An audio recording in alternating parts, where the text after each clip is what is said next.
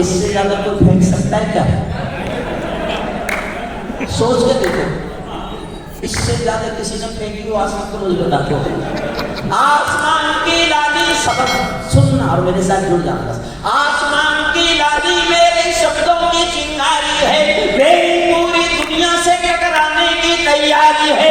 मैं शब्दों की ज्वाल हूँ, वर्तमान को गाऊंगा। जिस दिन मेरी आँख बुझेगी मैं उस दिन बन जाऊंगा। नमस्कार मित्रों, मैं आपका अपना कवि चेतन नितिन खरे कवि सम्मेलन इंडिया यूट्यूब चैनल पर आपका स्वागत करता हूं।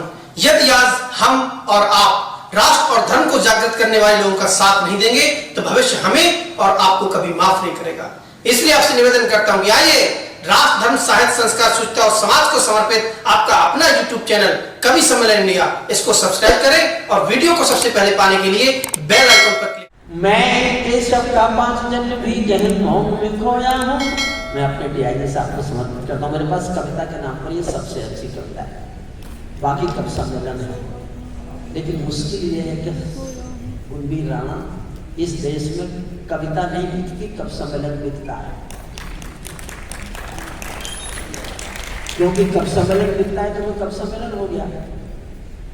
जब मैंने कविता की तरफ मेरी रुचि हुई तो गुरवीर भाई मैं अच्छी कविता लिखना सीखूं, इससे पहले मंच पे जमना सीख गया। फिर मुझे ये तय करना था कि मैं अच्छी कविता लिखूं कि मैं जमूं। अच्छा, अच्छी कविता लिखने वालों को पैसे नहीं मिलते थे, जमने वालों को मिलते थे। मैं झोंपड़ी का बेटा था, गरीब घर से आया था। मैंने सोचा लिखना भाड़ में जाए, जमने वाली कविता सुनाओ ताकि पैसे मिले। तुम्हें जमने के लोभ में वो बन गया जो नहीं बनना चाहिए था, और ये अच्छा लिखने वाले सब तरसते रह गए, ये वो नहीं बने जो बनना चाहते हैं। यही है ना। मैं केशव का 5 जन्म भी गहन मौन में खोया हूँ।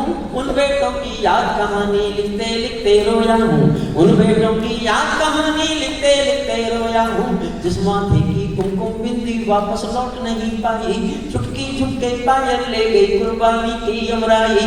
कुछ बहनों की राखी लग गई है बर्फीली घाटी में, बेटी के गठबंधन मिल गए हैं करगिल की माटी में। पर्वत पर कितने सिंदूरी सपने दफन हुए होंगे, 20 बसंतों के मधुमासी जीवन हवन हुए होंगे। टूटी चूड़ी धुला महावर रूठा कंगन हाथों का, कोई मोल नहीं ले सकता बासंती जज्बातों का। कोई मोल नहीं ले सकता बासंती जज्बातों का। जो पहले पहले चुंबन के बाद लाम पर चला गया, एक पल का एहसास जीना, एक पल का।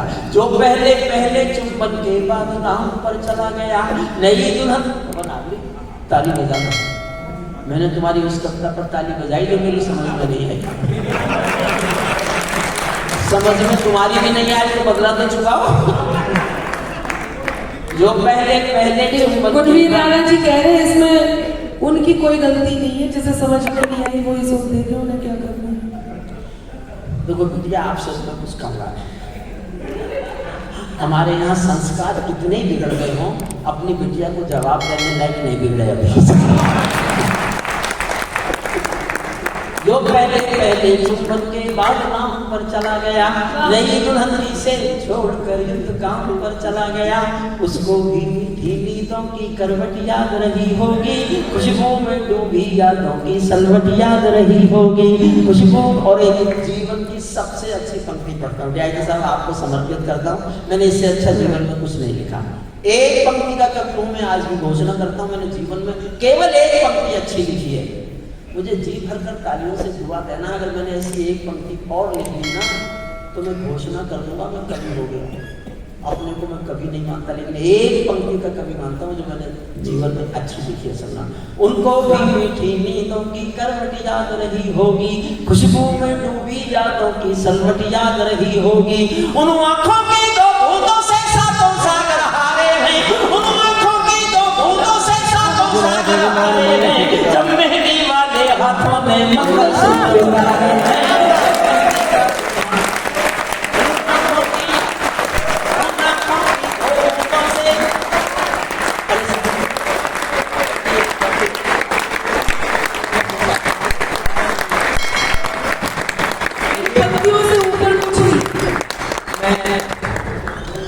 मेरी आंखें भी, देखिए मैं एक पत्थर जैसा आदमी हूँ, या ये कहिए कि पत्थर जैसा आदमी हूँ या आदमी जैसा ही पत्थर।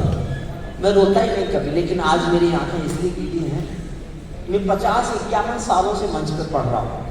मैं 30 साल दाल के लिए भी गया हूँ कविताएं सुनाना, लेकिन जिस मन से आज अनामिका बिटिया और सौरभ हिंदी साहित्य अकेडमी के कवि सम्मेलन को आपने सबने सुना है। मैं घोषणा करता हूँ, मैं 30 साल के लाल किले के 30 कवि सम्मेलन इस एक कवि सम्मेलन पर हर जगह निछावर कर जलेंगे तो प्रकाश की सीमा नहीं रहेगी। आप सब आत्मविश्वास से भर के जाइए। लगभग 15 साल पुरानी कविता होगी। हमको भी प्रकाश देना। 15 साल से यही कहते आ रहे हैं।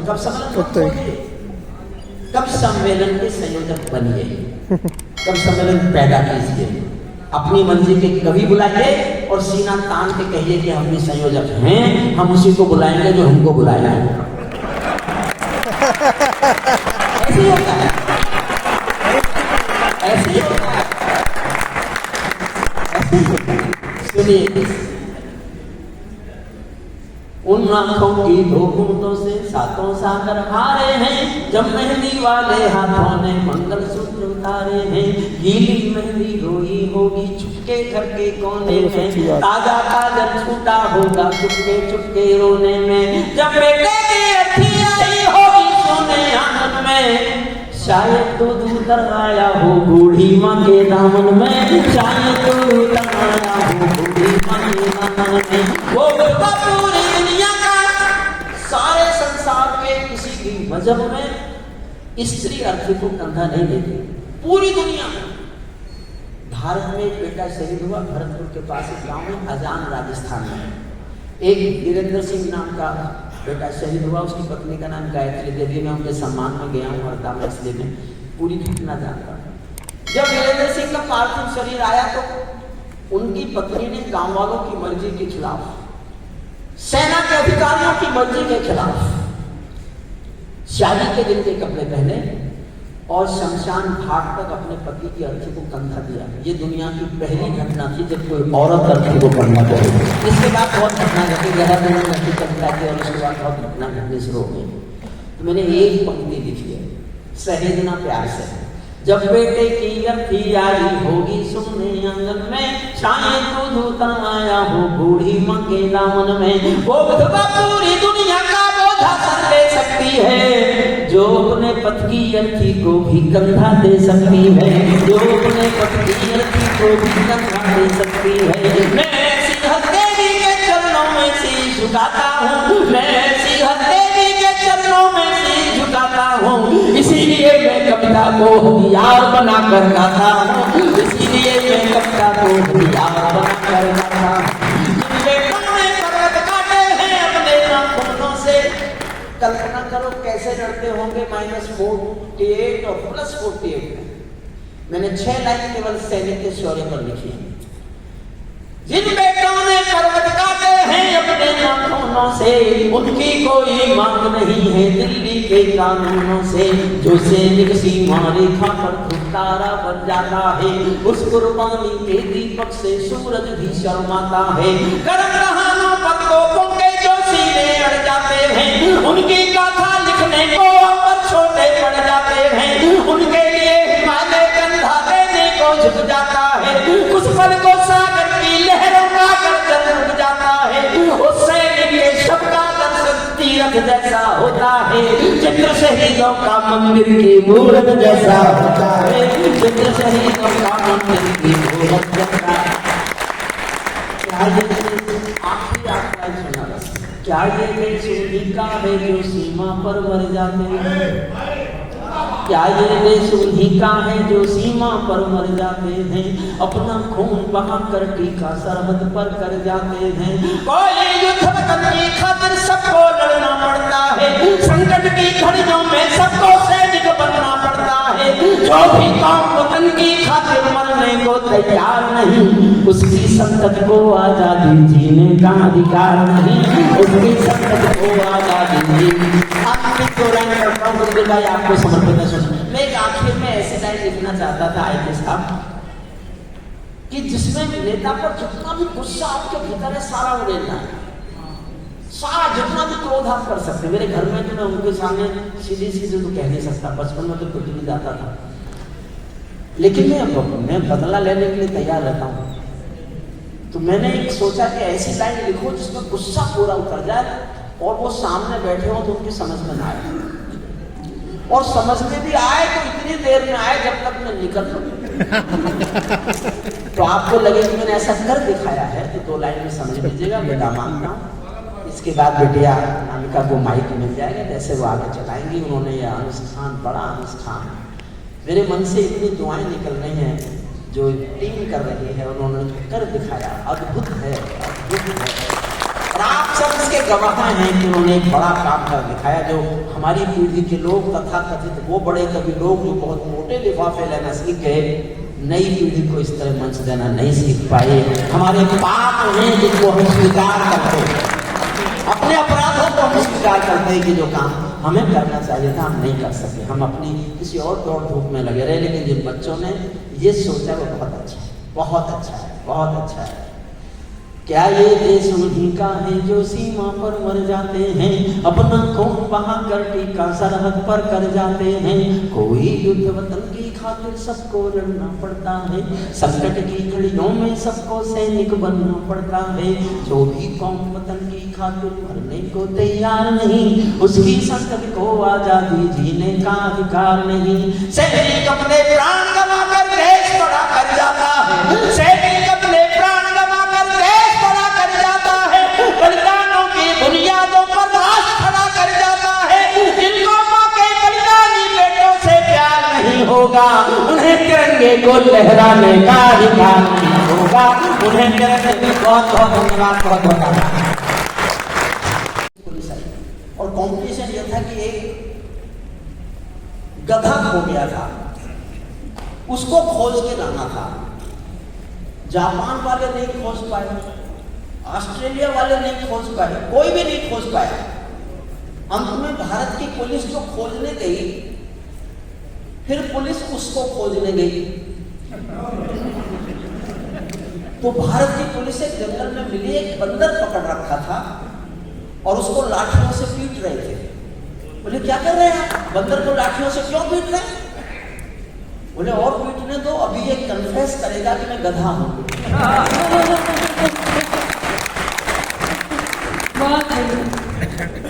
ऐसे भी कन्फेशन हुआ करते थे। अब मैं इसलिए कह रहा हूं कि ये कहना ही सुरक्षित है। मैं बहुत अच्छा, संचालन भी बहुत अच्छा किया। हमारे आशीष अनल ने बहुत श्रेष्ठ कविता उठाई चांदनी दिनों। नई पीढ़ी के जो भी प्रख्यात है, कमल आगे है, सब ने बहुत अच्छा पढ़ा सचमुच। एक कविता की चौथी पंक्ति में शीर्षक है, उस शीर्षक को समझकर आप बताना इस कविता को आगे बढ़ाऊं कि कोई और कविता सुना। आप आधों की ताली बजी तो मैं आधी कविता सुनाऊंगा, चौथाई लोगों ने ताली बजाई तो चौथाई कविता सुनाऊंगा, और सबने एक एक व्यक्ति ने ताली बजाई तो अधिक कविता सुनाऊंगा, पूरी को फिर भी नहीं सुनाऊंगा। सुनिए,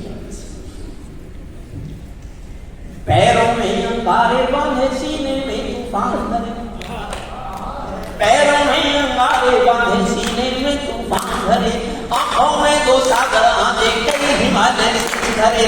मैं धरती के आंसू का संघास नहीं तो क्या गाऊं, मैं धरती के आंसू का संघास नहीं तो क्या गाऊं, धोनी ताली गानों का इतिहास नहीं तो क्या गाऊं।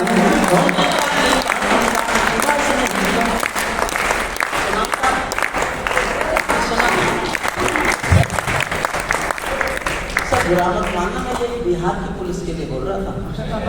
नहीं, बिहार की भी नहीं, वहां भी बीजेपी है, झारखंड की पुलिस के लिए बोल रहा था।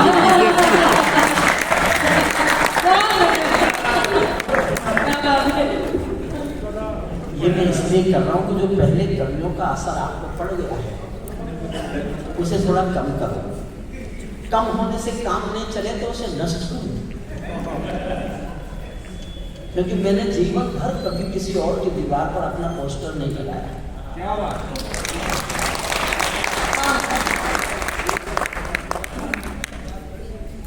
आशीष मुझे जो याद दिला रहा है, देखिए माफ करना, मुझे अगर अच्छा लगे तो मैं सुना रहा हूँ, अच्छा नहीं लगे तो आशीष सुनवा रहा है।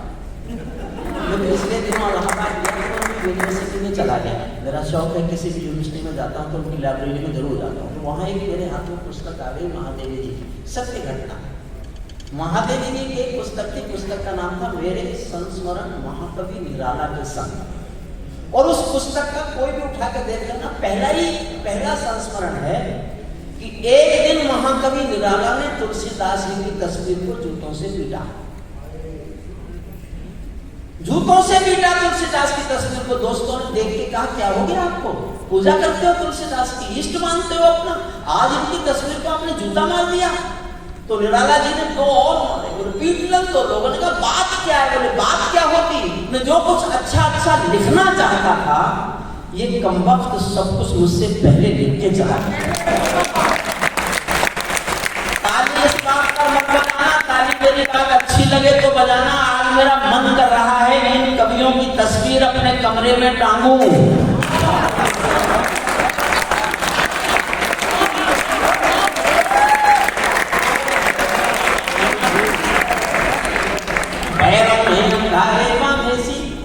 गंभीर होना, बस मैंने आपको गंभीर करने के लिए हंसाया। पैरों में अंगारे बांधे, सीने में तूफान भरे, आंखों में दो सागर भांजे, कई हिमालय शीर्ष धरे। मैं धरती के आंसू का संतरास नहीं तो क्या गाऊं, खूनी तालिबानों का इतिहास नहीं तो क्या गाऊं, आगामी तूफानों का आभास नहीं तो क्या गाऊं, दुनिया के दादाओं का उपहास नहीं तो क्या गाऊं, दुनिया के दादाओं का उपहास नहीं तो क्या गाऊं।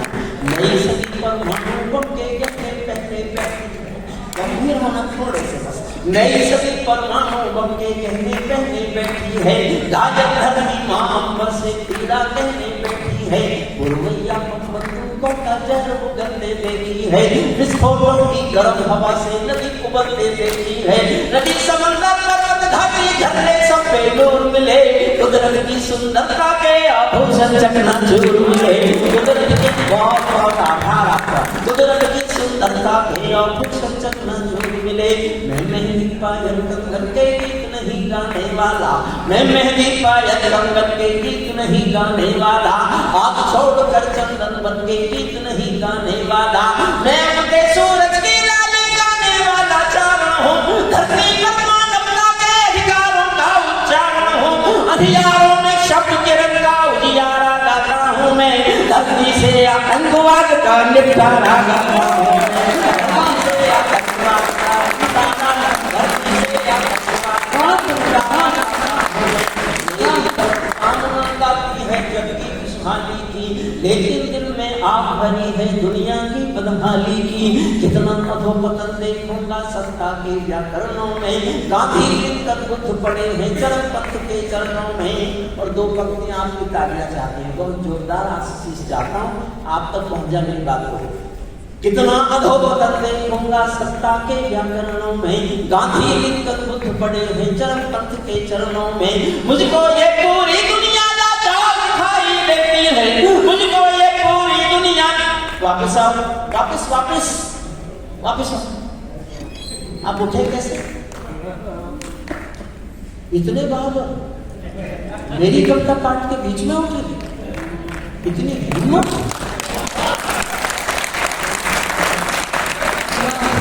अखिलेश यादव जी की सरकार होती तो आप इस बहादुरी पर यश भारती पक्की थी। अब मत उठना कोई, मैं कहना नहीं चाहता, मैंने जिन सरकारों में लिखा वो बैठ गई।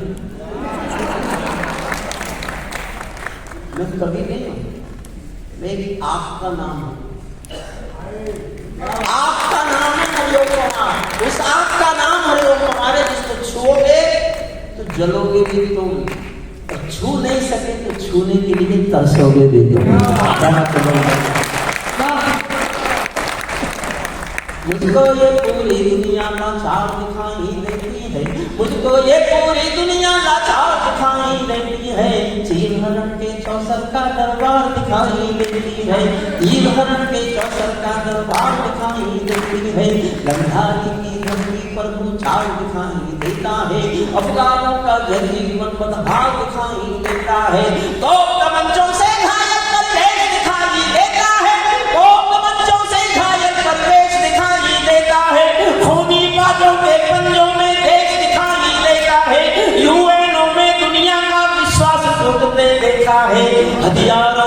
पर कोई देश लूटते देखा है, हथियारों के बल पर कोई तो बनारस गया एक कार्यक्रम में, तो मेरा एक दोस्त वहाँ प्रोफेसर था, मेरे साथ था, वो जहाँ वहाँ जाके बस गया, मैं मेरे ट्रेन बस गया। तो मैंने घुटने की चोट की वजह से कुर्सी मांगी, तो पीछे से बोला ए अरे मत तो बूढ़ा हो गया। अच्छा उसने कहा तो ठीक ही था, अगर किसी बूढ़े को बूढ़ा कह दो तो बुरा नहीं मानना चाहिए, लेकिन मेरी तो ईगो को हर्ट हो गई। इस देश में ईगो बड़ी जल्दी हर्ट होती है, मेरी भी हर्ट हो गई। मुझे गुस्सा आ गया, मेरे मुंह से एक शब्द निकला, आपके आशीर्वाद चाहता हूँ सबके, ऐसे मेरे मुंह से निकल गया। मैंने कहा देख रे, जब शाम को सूरज ढलता है ना, उस वक्त भी उसका नाम सूरज ही होता है। मैं सूरज के साम्राज्य से आंख मिला, मैं सूरज के साम्राज्य से आंख मिलाने वाला हूँ, दुनिया के हर दाता का मैं ताज हिलाने वाला हूँ, आसमान की लाली मेरे शब्दों की चिंगारी है। इससे ज्यादा कोई फेंक सकता है क्या? सोच के देखो, इससे ज्यादा किसी ने फेंकी हो आसमान को, मुझे बता दो। आसमान की लाली शब्द सुनना और मेरे साथ जुड़ जाना। आसमान की लाली मेरे शब्दों की चिंगारी है, मेरी पूरी दुनिया से टकराने की तैयारी है। मैं शब्दों की ज्वाल हूँ, वर्तमान को गाऊंगा, जिस दिन मेरी आँख बुझेगी मैं उस दिन बन जाऊंगा।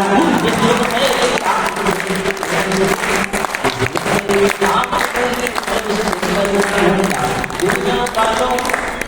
दुनिया वालों आने वाला वक्त तुम्हें धिक्कारेगा, महाशक्तियों की चुप्पी पर थूकेगा धिक्कारेगा, महाशक्तियों की चुप्पी पर थूकेगा धिक्कारेगा। दुनिया के दादा कौन से लड़ने में चूक गए, तालिबानी एटम की सत्ता के मुंह पर थूक गए।